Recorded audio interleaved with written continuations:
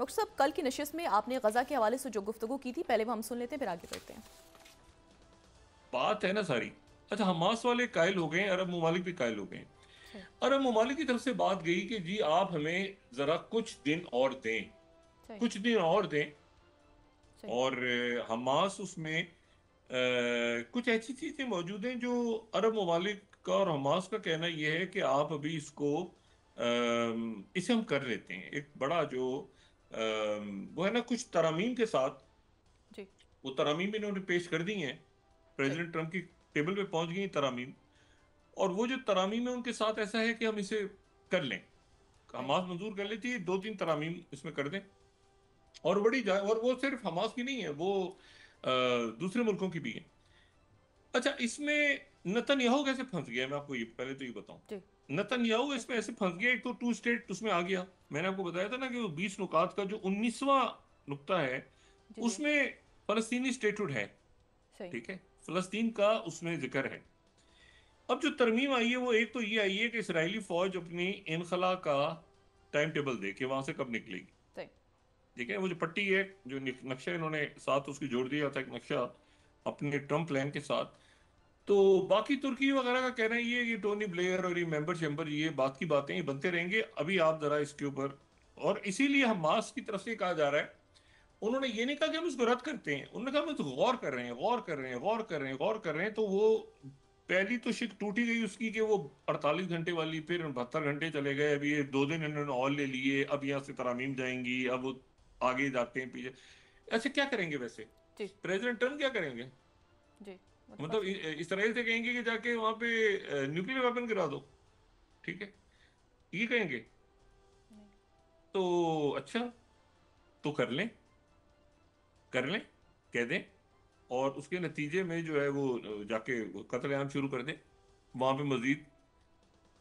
ऐसा क्या आपको लगता है कि ये पॉसिबल है आज के सिनेरियो में? नहीं। हुआ तो है अभी तक, लेकिन अब इसके बाद अरब जी। ममालिक आ गए हैं ना दरमियान में। ये प्लान जो है ये अरब ममालिक का है और तुर्किया का है, और पाकिस्तान भी साइन किया हुआ है।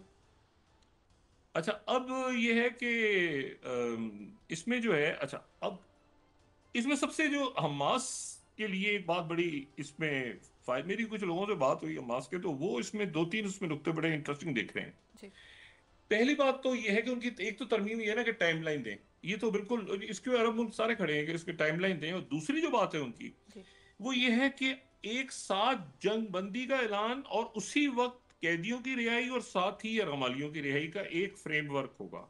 सही। ऐसे नहीं कि पहले कैदी छूट जाएंगे, फिर पहले अरमाली छूट जाएंगे, फिर कैदी छूट जाएंगे, तो लेवरेज क्या रहेगा उनके पास?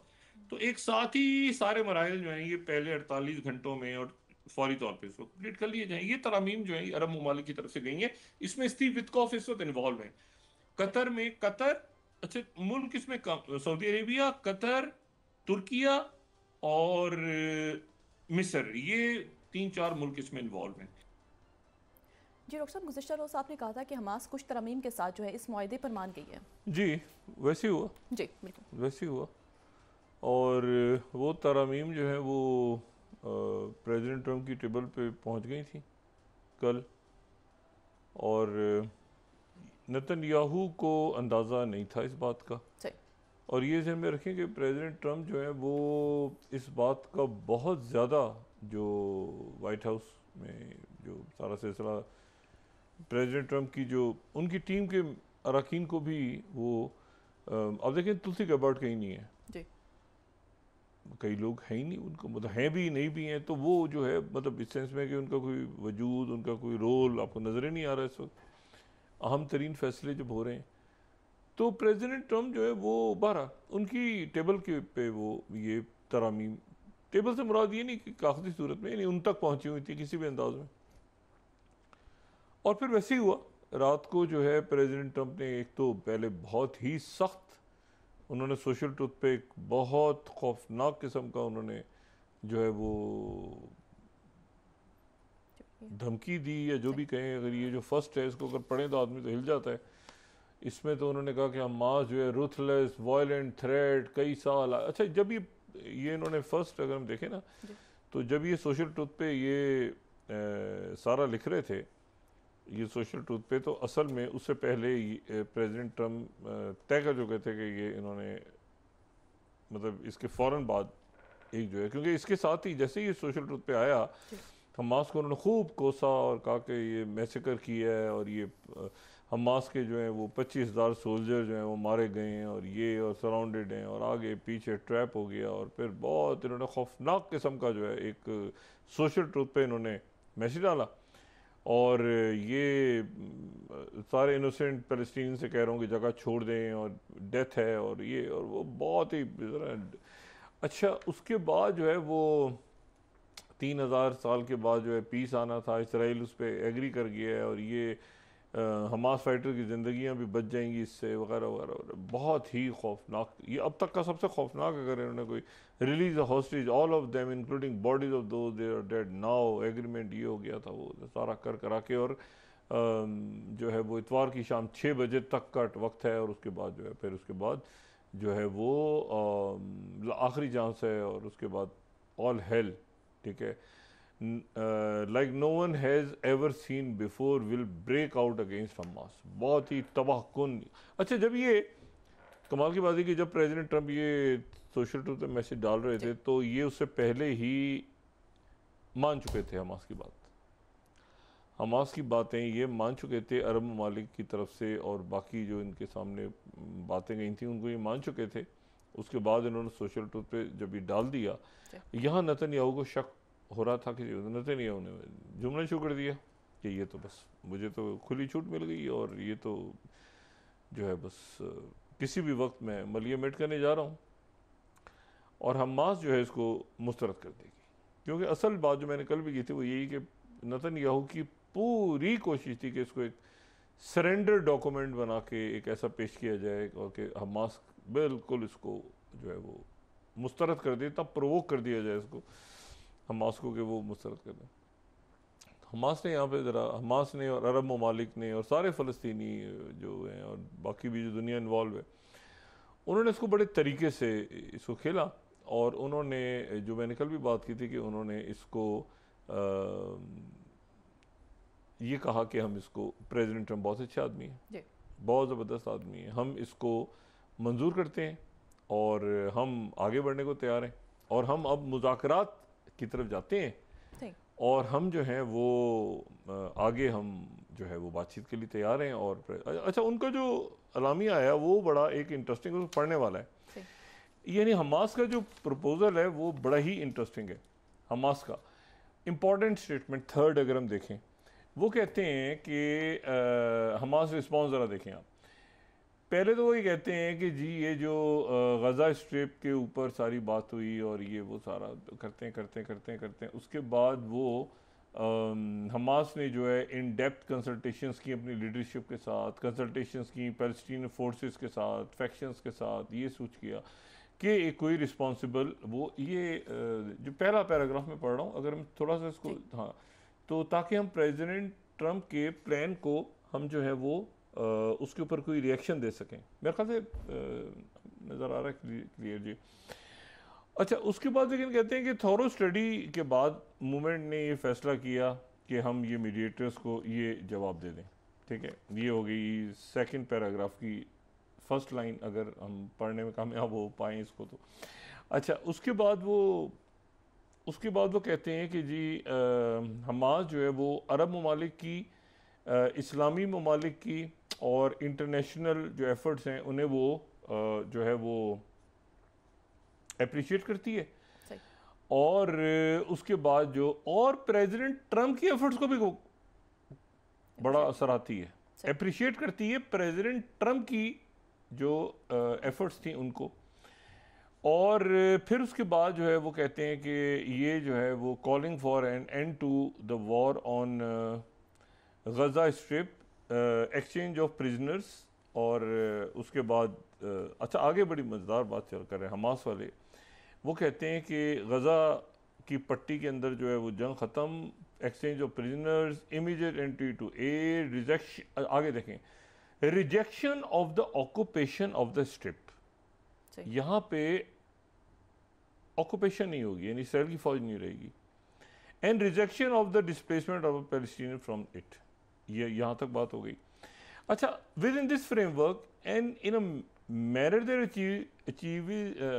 Achieves an end to the war and full withdrawal from strip, ये मूवमेंट जो है अनाउंस करती है अप्रूवल और releasing all occupation prisoners both living and remains, और एक्सचेंज फार्मूला जो कि उनके प्रपोजल में था वही 48 घंटे 72।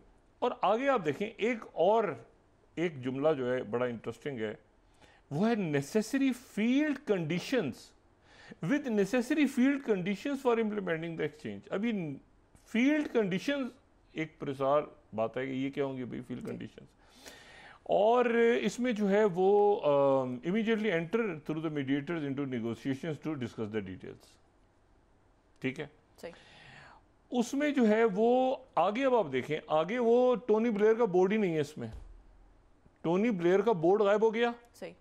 ये लिखते हैं movement also reaffirms its approval to hand over administration of the Gaza strip to a Palestinian body of independents technocrats. अब आप देखें, यानी ये हैंड ओवर किसको करेंगे एडमिनिस्ट्रेशन, एक पैलेस्टीनियन बॉडी ऑफ इंडिपेंडेंट्स या technocrats based on Palestinian national consensus supported by Arab and Islamic banking. इसमें वो है ही नहीं जिसमें ट्रंप खुद इसके सरबराह हैं और एक बोर्ड है जी। अब वो बोर्ड है नहीं है, ये अब इसके यहाँ से बात चलेगी। और बाकी जो वो कहते हैं कि प्रेसिडेंट ट्रंप का जो प्रपोजल है वो, यानी टोनी ब्लेयर वाला बोर्ड है ही नहीं इसमें। सही। इसमें टोनी ब्लेयर का बोर्ड ही नहीं है इसमें। सही। अच्छा, उसके बाद जो है वो आगे वो ये लिखते हैं कि जी as for other issues including President Trump's proposal concerning the future of Gaza Strip और फिर राइट्स ऑफ पैलेस्टीन पीपल। आगे जो लास्ट पैराग्राफ है उसमें ये लिखते हैं कॉम्प्रिहेंसिव पैलेस्टीनियन नेशनल नेटवर्क। ये सबसे आखिरी जो लाइंस है ना, 2 लाइंस, ये हमारी प्रोडक्शन टीम अगर इसको थोड़ा सा ज़रा बड़ा करके बनाती ना तो हम इसको आसानी से पढ़ लेते। जी बहुत शुक्रिया।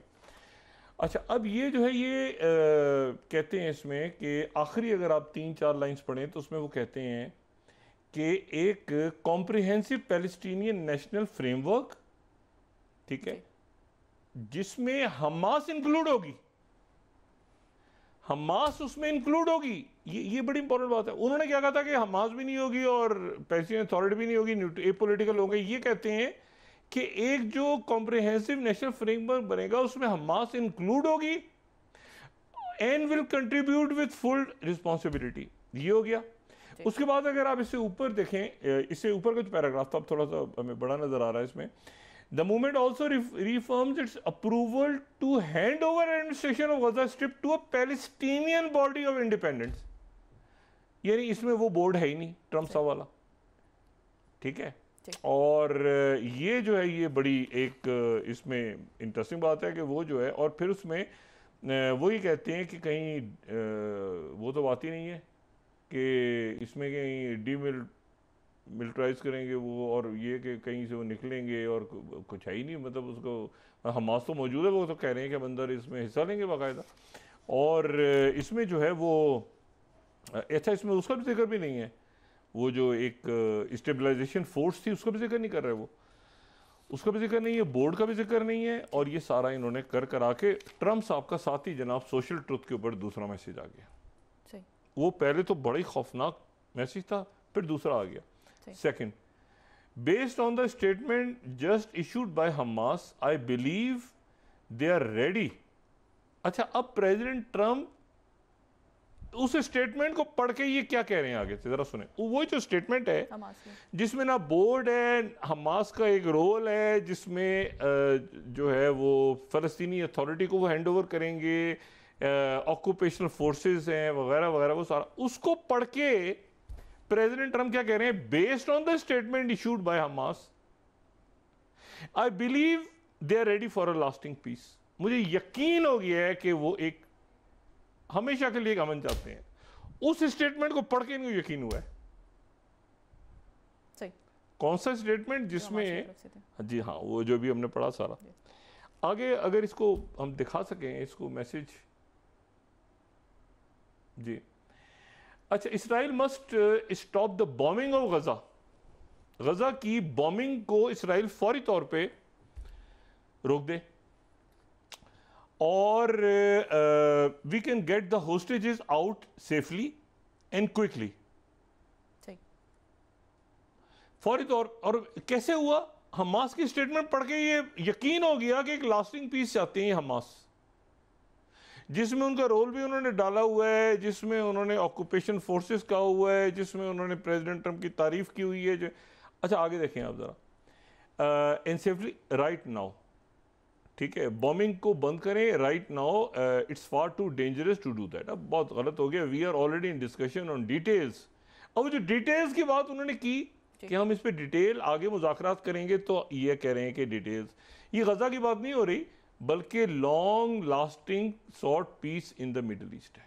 और ये इन्होंने किया उस स्टेटमेंट को पढ़ के, जिस स्टेटमेंट में जो है वो नेतन्याहू की तो मतलब इसराइल का तो ये उनका तो डेथ वारंट है, ये क्या है भाई, ठीक है। इस स्टेटमेंट को पढ़ के तो जिसमें उनका रोल भी है, वो जा भी नहीं रहे, वो अंदर भी मौजूद हैं। अच्छा, इसमें दूसरी एक इंटरेस्टिंग बात हुई इसके साथ ही, इसके साथ ही ये हुआ कि जो अच्छा अभी पहले तो उन्होंने कहा कि ये हम फौरी तौर पे नेतन्याहू बिल्कुल तो सीधा स्टेट आया ना कि ये स्टॉप राइट नाउ, तो नेतन्याहू तो ये अफोर्ड ही नहीं कर सकता राइट नाउ को।